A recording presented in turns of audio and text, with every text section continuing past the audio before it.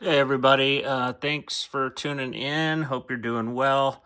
If you've been following the 30 BR tuning saga, I appreciate you following that. There was a couple of score matches that we've added to our schedule up here, short range score, that are different from the 300-yard score match that I typically do, monthly match up north. But we decided down south here we shoot a lot of group shoots, but we decided let's add a couple score matches. So we added one last year, and now we're adding two this year. So last year we just kind of put the one that we had right in front of the group match that we had for like April. So kind of you shoot a score match and then you go into the group match.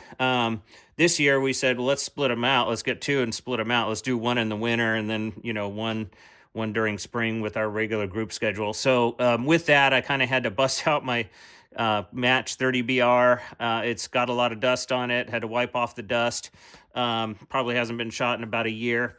After sort of, when I grabbed my brass, looked at it, and there was a note in there that said needs new brass. So I immediately pitched that brass, got new brass, had to do all the brass prep. I know I've done a ton of videos on that here.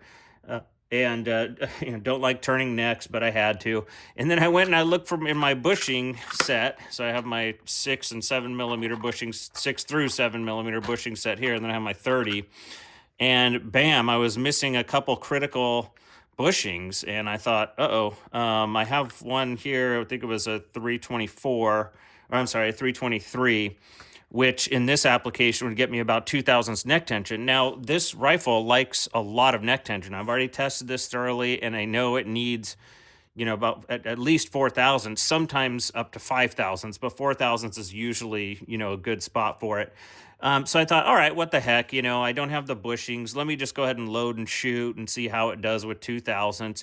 And I demonstrated that, in a previous video where it didn't produce a really great tune pattern for me.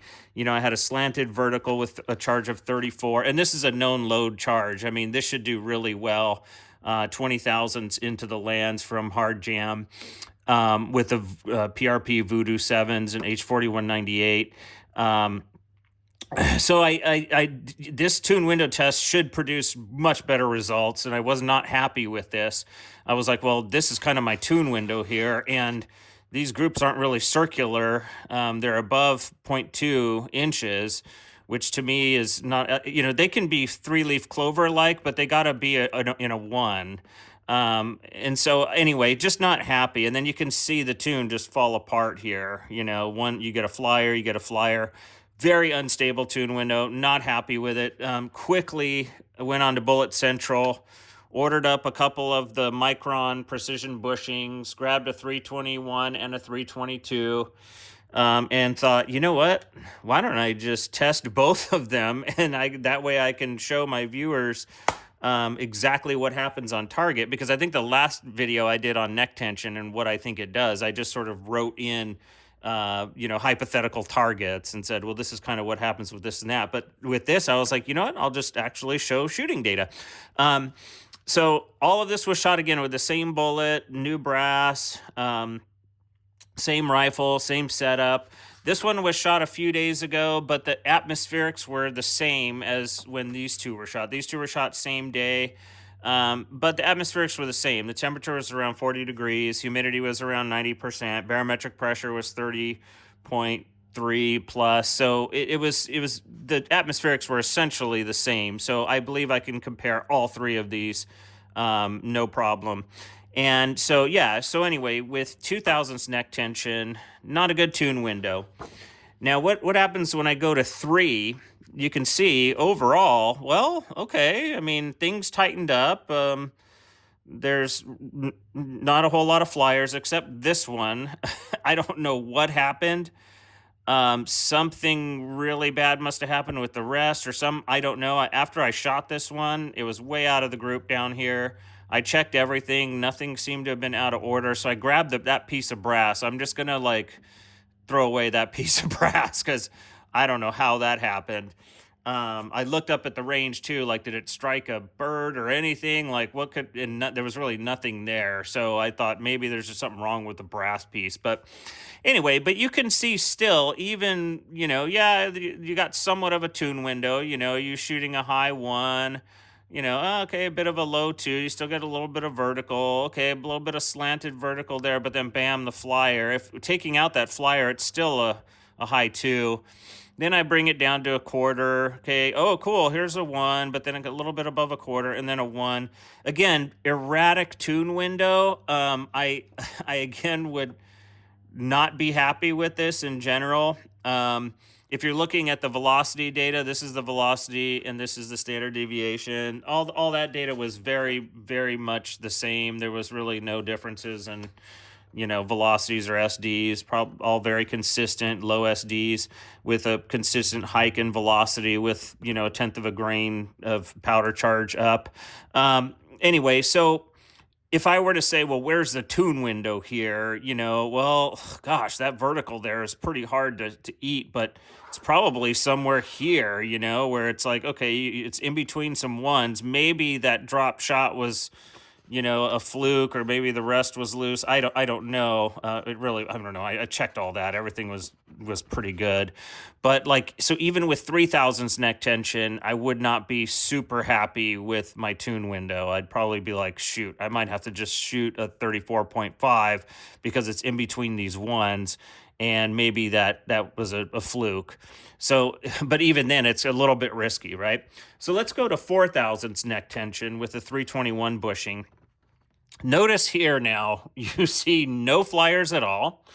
You see fairly tight groups, okay, that's a 3, but then you get down to a 1, a 1. Okay, it widens out a little bit, but then you get 1, 1, 1. Okay, and you don't see anything like huge here, okay? Well, I guess this 3 is the biggest, but let's go back here. What's the biggest here? 1.828. Even like, let's rule that out, then almost a 3. And then you go back here, and you're like, well, yeah, there's definitely a 3 here. A half an inch there, a half an inch there. So, so you can see as, the neck tension tightens up a little bit, you see some improvements, but until you get to the ideal neck tension is then you get to see, a good tune window, and my confidence at that point is really high. Because now, like I said, okay, there's a slight slanted vertical here, but it's still under 2. And here is, maybe a little bit of a 3-leaf clover, but it's a mid 1. And then here again, another kind of small 3-leaf clover, and it's a mid 1. So I'm very confident now that, yes, I'm going to run the 4000s neck tension with the 321 bushing. That's why you don't see it here in my bushing box. There's my 322, and then my 323, 24, 25, etc.